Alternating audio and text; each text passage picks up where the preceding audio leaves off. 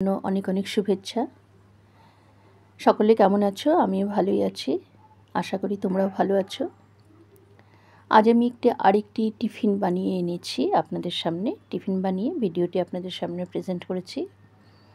এটি শুধু টিফিন বলতে কি, এটা অনেক সময় মানে লাঞ্চ, ডিনার এসবের সঙ্গেও চলতে পারে। এটা সবেতেই চলে, লুচি, পরোটা, শুধু মুখেও বেশ ভালো লাগে।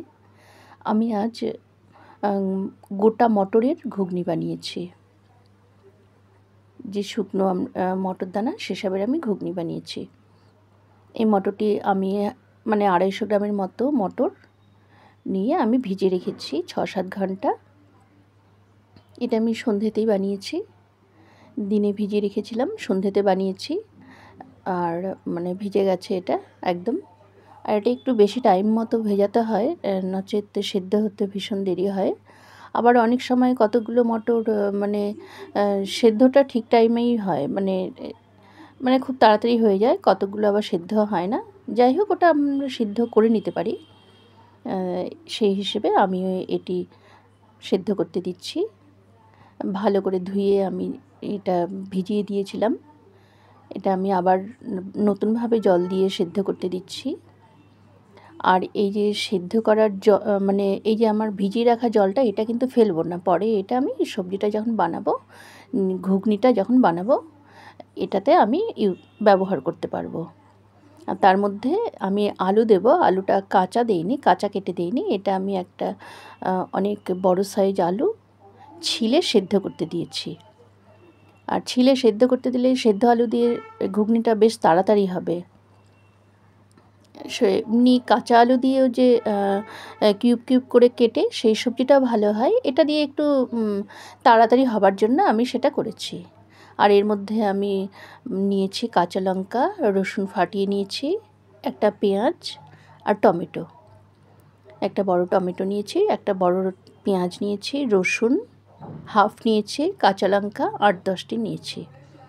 আপনারা চাইলে আর একটু লাইটে বানাতে পারেন, সব কিছু একটু কমিয়েও দিতে পারেন। আমি একটু স্পাইসি বানিয়েছি। তার মধ্যে দেব আদা জিরের পেস্ট দেব, সেটা আমি বানিয়ে রেখেছি। সেটা সবজির সময় বানানোর সময় দেব। এদিকে আমি প্রেশার কুকারটা আমি সেদ্ধ করতে দিয়েছিলাম। মোটামুটি এদিকে প্রেশার কুকারটা হয়ে গেছে, 4-5 মিনিট সিটি পড়ে গেছে। এবারে আমি প্রেশার কুকারটা খুলব। আমি ওভেনটা অফ করে দিলাম। ওভেনটা আমি অফ করে দিয়েছি। প্রেশার কুকারটা 4-5 মিনিট হয়ে গেছে, সিটিও পড়ে গেছে 2-3টে। তারপরে এটা আমি খুলে দেখব। খুলে দেখছি আলুটা তো সেদ্ধ হয়েছে। আলুটা যেমনই সেদ্ধ হোক, আলুটা আমি তুলে নেব। আলুটা একটু শক্ত শক্ত থাকলেও কোনো ব্যাপার নয়, কিন্তু মটর দানাটা দেখছি একটু শক্ত শক্ত হয়ে আছে। এই শক্ত মটর দানা দিয়ে তো বানানো যাবে না। ওই যে বললাম না, কোনো মটর দানা খুব তাড়াতাড়ি সেদ্ধ হয়, কোনোটা সেদ্ধ হতে চায় না, যেমনই ভিজিয়ে রাখি না কেন আমরা 6-7 ঘন্টা। আলুটা আমি তুলে রাখবো। আলুটা তুলে রেখে আমি আবার কিন্তু এটা 2-3 মিনিট প্রেশারটা আবার বসিয়ে দেবো ওভেনে। প্রেশারটা বসিয়ে দেব। ওভেনে প্রেশারটা বসিয়ে তারপরে সেকেন্ডবার যে আবার আমি ওভেনে বসিয়েছিলাম, সেটা কিন্তু এবার মনে হচ্ছে একটু বেশি হয়ে গেছে। আমার আরও কম সময় রাখতে হতো। দেখুন, এবার একটু বেশি ভেঙে ভেঙে গেছে। আর একটু গোটা থাকলে ভালো হতো। সেবার প্রথমবার একটু বেশি শক্ত ছিল, এবার একটু বেশি ভেঙে গেছে সবগুলো। যাই হোক, এটা আমি আর একটু সেভ রাখার জন্য, বেশি যেন আরও না ভেঙে যায়, প্রেশার কুকার গরম আছে, আমি সেজন্যটা থালায় ট্রান্সফার করলাম। একটু ফাঁকা জায়গা রেখে দিলাম। ফাঁকা জায়গায় রেখে দিয়ে তারপরে আমি আরও অন্যান্য প্রস্তুতিগুলো করছি। এবার আমি এটা থালাটা সাইডে রেখে দেব, একটু ফাঁকা জায়গায় রেখে দেব। তারপরে আমি যে সেদ্ধ আলুটা একটু বেশি সেদ্ধ হয়ে গেছে। ওদিকে মটর দানা সেদ্ধ হয়নি, কিন্তু আলুটা বেশি। আমি ভাবছিলাম যে আলুটা আরেকটু কাঁচা থাকলে ভালো হতো। আলুটা একটু বেশি ভেঙে গেছে, সেদ্ধ হয়ে গেছে। আমি পনিরের যে ছোট ছোট কিউব করে আমরা সবজি রান্না করি, সেই হিসেবে আমি আলুটা কেটে নিলাম। আর ওটা যদি কম সেদ্ধ হতো না, সেই হিসেবে সবজিটা বেশ ভালো হতো, না গলবে আবার না শক্ত থাকবে। আমি এদিকে কড়াই চাপিয়ে দিয়েছি। কড়াইয়ে তেল, 5 ফোড়ন, তেজপাতা দিয়ে দিচ্ছি। তার মধ্যে দিয়ে দেবো অল্প একটু 5 ফোড়ন দিয়ে দেবো।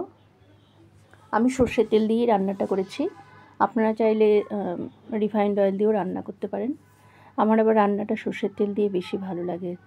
এদিকে কড়াইয়ে তেল গরম হয়ে গেছে, 5 ফোড়ন, তারপরে আমি এই এক এক করে কাঁচা লঙ্কা, রসুন, পেঁয়াজ এসব দিয়ে দিলাম।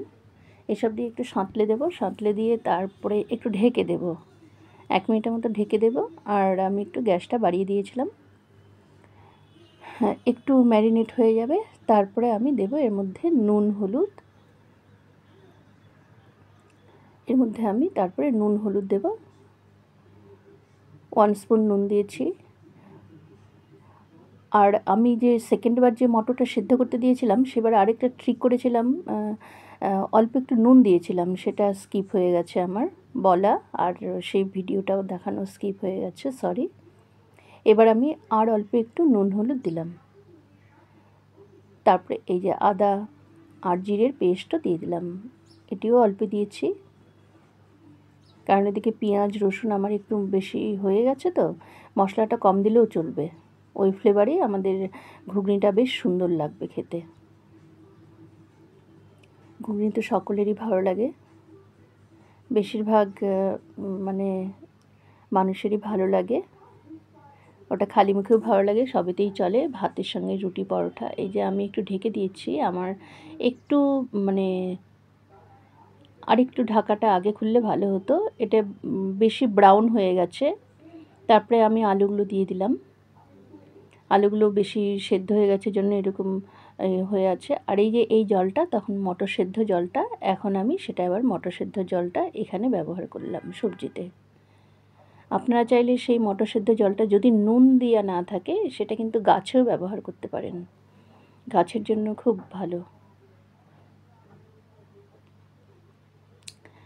এটা আমি হ্যাঁ, এই যে ভেজে নিয়েছি, ভেজে নিয়ে তারপরে এই যে মটরগুলো দিয়ে দিলাম, সেদ্ধ মটরটা দিয়ে কিন্তু আমি বেশিক্ষণ রাখবো না, কারণ এটা এমনিতেই তো বেশি কুক হয়ে গেছে, বেশি বয়েল হয়ে গেছে, আবার বেশি রাঁধলে পরে বেশি গলে যাবে, সেজন্য এটা আমি বেশিক্ষণ আর বানাবো না। যা মানে আলু, পেঁয়াজ ওগুলো যা হয়ে গেছে রাঁধা, সেটাতেই হয়ে যাবে। এটা হালকা একটু যেন ওই পেঁয়াজ রসুনের ফ্লেভারটা চলে আসে।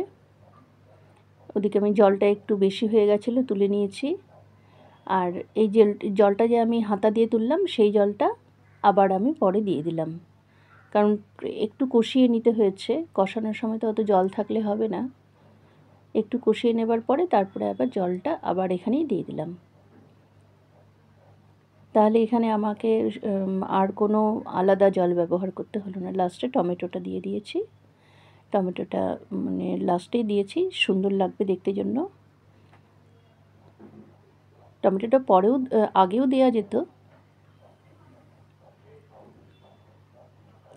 এই যে এখন অলরেডি মানে মোটামুটি এখন আমার শেষের দিকে, একদমই শেষের দিকে, টমেটোটা দিয়ে 1 মিনিট রেখে দিয়েছি।